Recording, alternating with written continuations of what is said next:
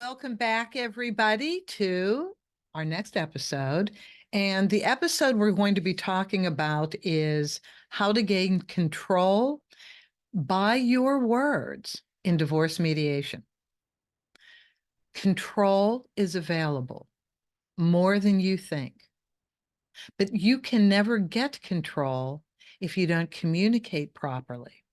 And we're just not taught how to communicate. Like on a good day, we're not taught how to communicate. But when we're in conflict, when we're in a tough situation, we will go on the defensive and then we will act offensively towards the person we're talking to.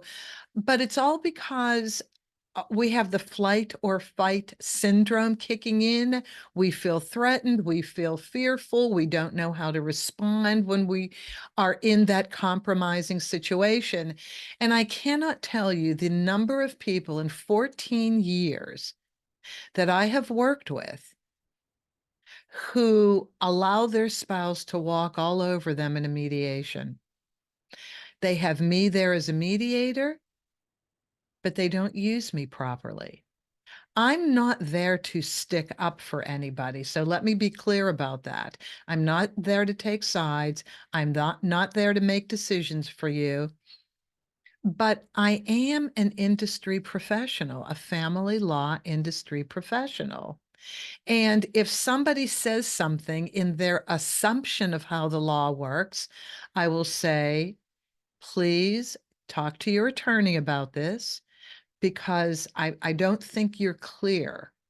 And before we go any further, I want you to be clear. Okay, so that's easy enough when they're in the mediation with me. But too many times I get people, and quite often it's women, who have been a victim in their marriages. And when I say victim, I mean not beat up, not physically, nothing like that. Emotional, spiritual, in terms of the relationship, they have not been an equal partner. They have not had equal say. They have not been informed of the family finances. They really don't know what goes on in their spouse's 401k, IRA, any other investments, Bitcoin, Robinhood, whatever. It's just not an open communication situation, or both spouses have dramatically different ideas on how to spend money, what's appropriate, what's not. So in the last episode, I talked about your money type, and I really went through the different types of relationships we all have with money. And now I want to take this a step farther. I want to show you in a financial negotiation, in a divorce, whether it's dividing the assets and debts or discussing spousal support, child support, expenses for children, I can always tell when one person has had to cave to the other person. It's so obvious. And here's one of the obvious statements. Well, he or she said, we should just take what's ours and leave and not divide anything. And they give me that as a statement that's a conclusive statement. I'm silent and I wait to see if there's another half to this statement. And if there isn't, that's a really hard call. I don't know what to do because it's very individual to each situation. Do I ask, well, are you repeating what your spouse wants to do because you agree with that? So if I ask that question, the answer could be, well, this is just what he wants, or this is just what she wants. Okay, so that's great. They've expressed what they want. Well, what do you want? Why are you not saying what you want? Why are you merely saying what your spouse wants? I mean, that's a clear indication that you don't have an equal voice or you're not comfortable having an equal voice. You're afraid of having an equal voice. And the equal voice in front of whoever you have hired to be part of your divorce, the equal voice would be, well, let's look at what this would be if we went according to the laws of the state. Now, that's very easy to say. Let's look at how this would go, this division of assets or debts if we went straight legal, the laws of our state. Okay, well, that's what most industry professionals want to do. Mediators, lawyers, we all just want to comply with the laws of the state. If that's what you want to do, then we, of course, will work in that direction. But if you tell any of us as a declarative statement, well, my spouse doesn't want to divide anything. Well, okay. Do you agree with that? Well, I don't know. I mean, it just keeps the peace. I don't know. What should I say? I can't tell you what you should say when I'm functioning as a mediator, but I can certainly deal with it now. So what you should say is what I just said. Well, let's go ahead and look at what this would be if we went according to the laws of the state. And if it's just about even, dividing versus not dividing, then let's just walk away with what's ours. But you have to use the people that you've hired to be your back, so to speak, because we all want to work according to the laws of the state. I mean, that's our first go-to. This is, we know what the laws of the state are, and that's how we're thinking. But if you tell us differently, if you say, well, he or she doesn't want to divide anything, and I'm okay with that, great. Well, then we won't divide anything. I'll write this up. You take what you've listed as your assets and debts. He or she will take what they've listed as the assets and debts of your marriage, and you'll sign it, and that's the way it'll be. But you need to communicate what you want. Now, why aren't you communicating what you want? Why are you merely stating what your spouse wants? Is it out of fear? Are you fearful that there'll be an argument and you just can't take it because they get horrible and ugly and it's not worth it? You've lived through this for years. This is why you're getting divorced. I totally understand that. I really, it makes a lot of sense. Let's just get out of it. But are you getting out of it to your detriment financially? That's the question. Most people won't let themselves go broke, but if there are assets on, um, I call this person more of a victim because you've kind of assumed a victim role. You've allowed somebody to control you. Therefore, you've kind of taken a victim status or a secondary status. I mean, if that works for you, fine. But you can use the divorce to change things, and you don't have to be mean about it. When you communicate, you can be respectful, you can be kind, you can be understanding, you can say, I understand this is what you would like, and maybe it'll work out evenly or pretty close to evenly, but let's just, if we don't divide, but let's just see what it's like if we do divide. I mean, you know, why not? Why not just see? I mean, how can a person get mad at you for that? I don't think they can. Just don't be accusatory. Oh, this is the way you've always been. This is the way reason why we're getting divorced. I can't talk to you. You always want to control me. No, don't do that. That will get you nowhere. If that's the only way you know how to talk, then definitely don't do that. Get help in communicating. You need to learn to speak up for yourself, and it's an ongoing process. It really is. Listen, as good as I am as a mediator, I find myself in compromising situations. And I wish I would stick up for myself more sometimes. Sometimes I'm just tired. I just don't want to go there. I don't care enough about the result of this disagreement. I mean, that is how I feel sometimes. Or other times, I don't know how to answer in present time. And I need to leave the conversation, process the conversation, and then come back and say, look, I needed time to think about this. I needed to process. I needed to do a little homework to see, what some options were. And now I would like to revisit what we last talked about because I do have some other ideas. I do have some options, and I would like to discuss those with you. Now that is excellent communication. You haven't been accusatory. You haven't tried to go on the offensive. No, you've spoken from the heart.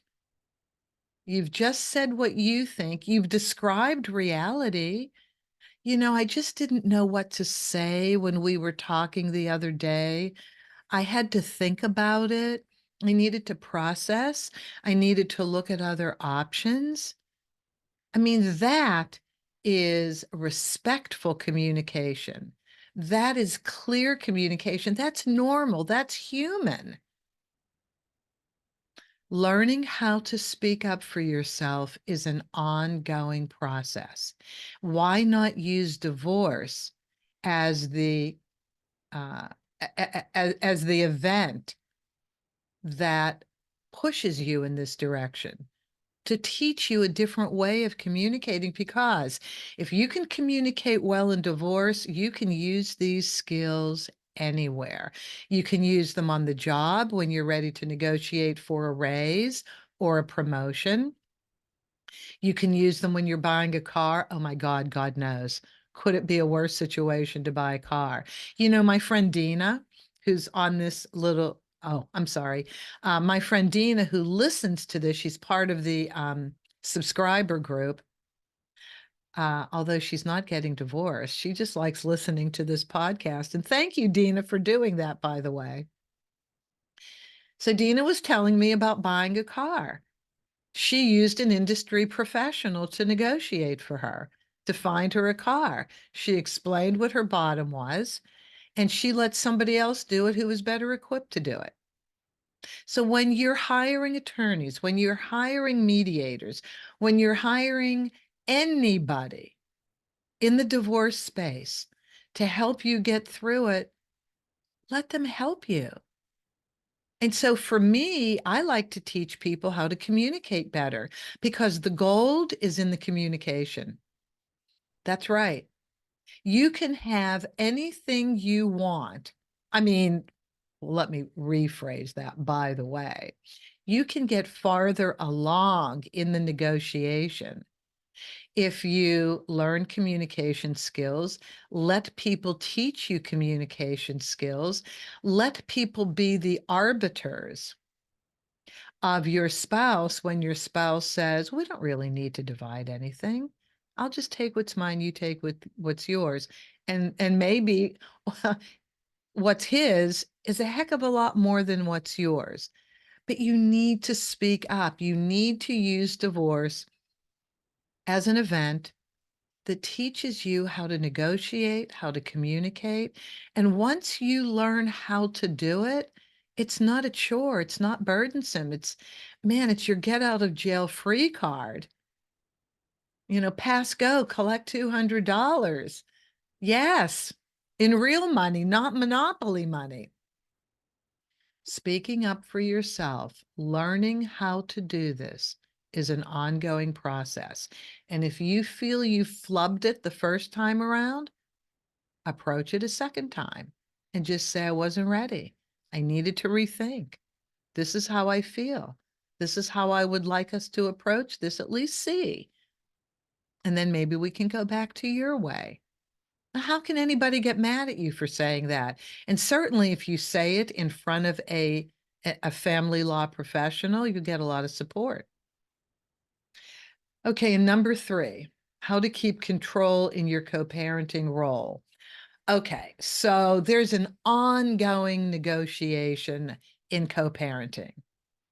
You have the education of the children, the medical treatment of the children, the cultural and religious upbringing of the children, and then all those expenses that go along with raising the children. Yes. So, depending on how you spoke up for yourself when you negotiated the settlement for the settlement agreement for the divorce, now you're going to keep talking because it's not all in stone. In settlement agreements, it'll talk about what the monthly payment is and what it covers. And then there's just a slew of other expenses. There's summer camp, there's vacations, there are the field trips. You're going to be studying to go to college, those of you who want to go to college. Then there's driver's ed, computers, cell phones. I mean, it goes on and on. Sports activities, artistic activities, so many decisions to make. If you've caved during the settlement negotiation, how are you going to handle yourself on your own in your co-parenting role? You need to learn how to speak up for yourself and speak up for yourself as not only a spouse in the settlement agreement with assets and debts, but speak up for yourself as a co-parent, someone who may have their own ideas, and you have to compromise. You have to work this out with the other parent. So you need to really develop these skills of communication so that your role in co-parenting, when you're kind of out there on the surfboard alone, you know what you're doing. You know how to massage, so to speak, the conversation in a way that you can both have a discussion. So if you have a reluctant co-parent, okay, now you're divorced. Now you're in the co-parenting role. So if you have a reluctant co-parent who wants to haggle over $15, you really do have to learn how to deal with that. Well, I understand. Well, you can't call that person honey anymore, right?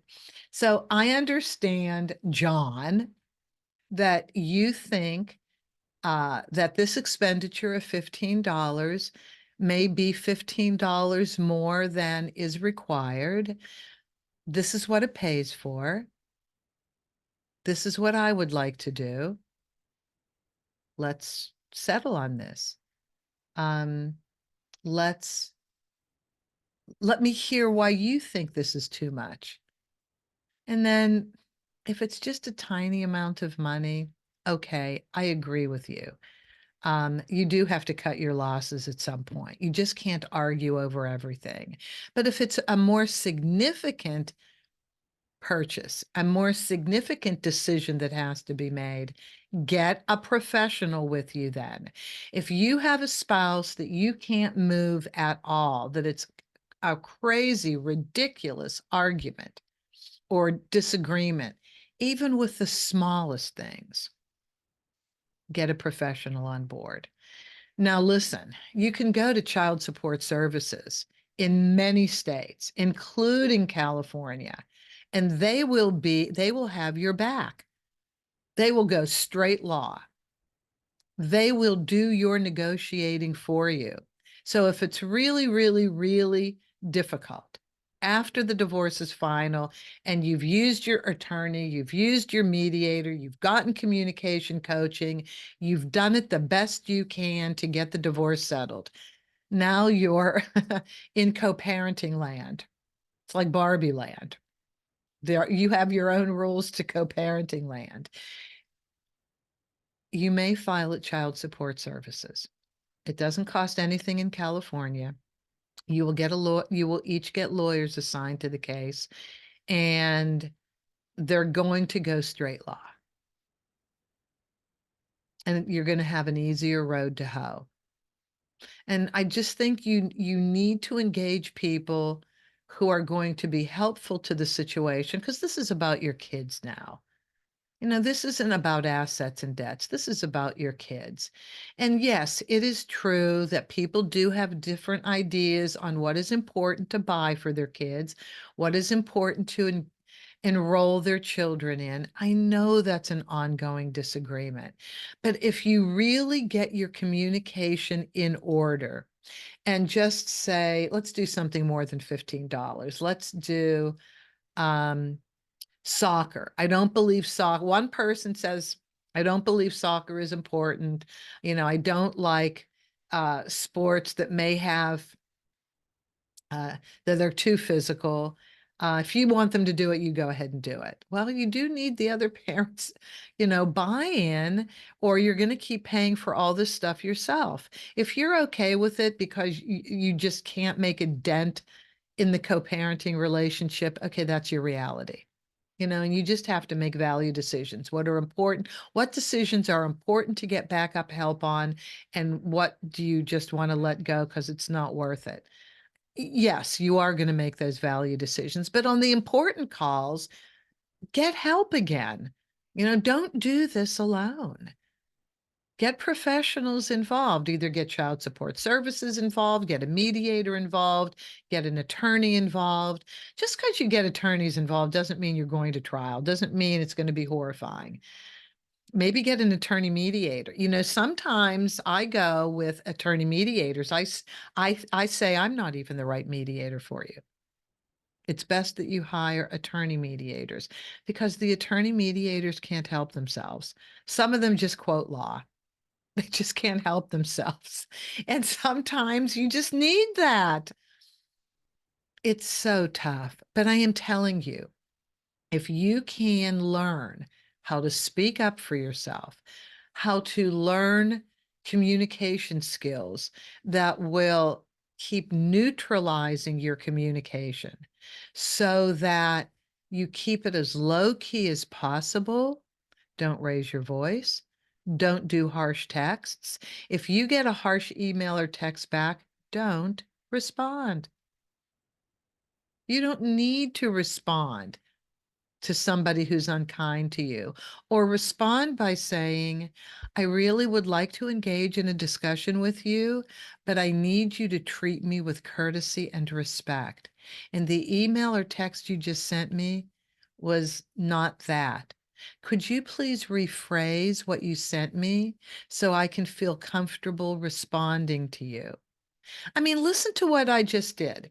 You just called that person out for speaking to you in an unkind, rude, disrespectful way, but you didn't meet them where they were. You elevated them. That's kind of the metaphor. You want to elevate them when you respond back.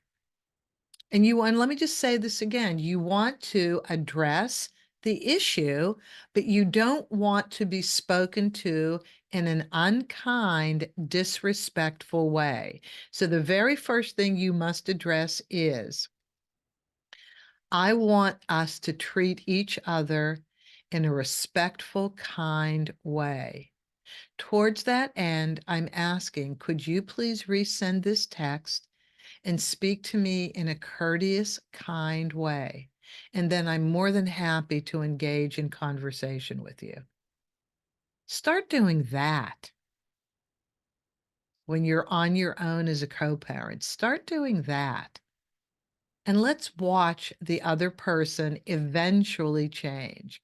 They will eventually change. Most people who are not mentally ill are not crazy. Most people that are just on the spectrum of being not where they should be in terms of the kindness meter.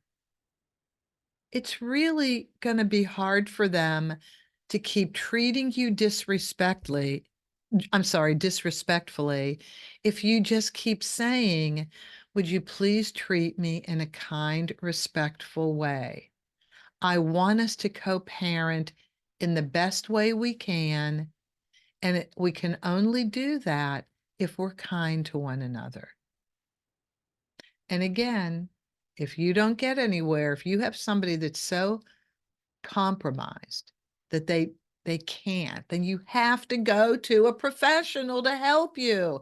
You can't continuously cave. It's not healthy for you. It's not healthy for your children.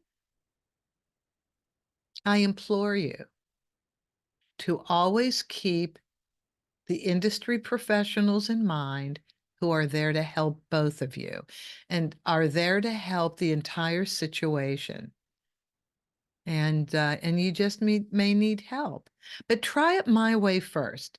Try keeping a very calm tone of voice. In fact, I'm going to suggest that you don't match text with text. or email with email. I'm going to suggest that you pick up the phone and leave a message or create a little video. I started doing that with people. I created a little video because putting voice context to our words means everything. The text, the email, the written word, they don't put voice context. So if you're speaking in a gentle, kind way, like I'm doing now, that will only come through with your voice. So that's another way to communicate. Leave a voicemail message or create a little video. Could actually put a little fun in seeing you change something you never thought you could change. You're putting yourself out there as a model of how you want the other parent to be, the other spouse to be. Model it and see how you go. And really communicate with me. I love knowing this. I am passionate about communication. I am seriously interested in changing the world through correct communication, kind communication, respectful communication. And I am here to help any of you work on that. I love being a communication coach, and it's what we need. In order to get through difficult situations, we need to understand how to communicate in a way that it moves mountains. It moves the conversation forward. And you're going to feel so happy that you've learned another skill that will help you anywhere in life. If you can remember, if you can, if you can practice communication skills, kind communication skills, you're going to be on top of the world. Nobody can get you down. So that's it. That's what I have to say, folks. Kind communication, respectful communication. Okay, so my 3 little points, and we're leaving. Communication is the key in exercising control in a divorce negotiation. Number 2, speaking up for yourself is an ongoing process. And number 3, how to keep control in a co-parenting role. All right, folks, thank you so much. Share this with any of your friends, hit subscribe, communicate back to me um, how you received this information, this message. But as always, have an amicable day.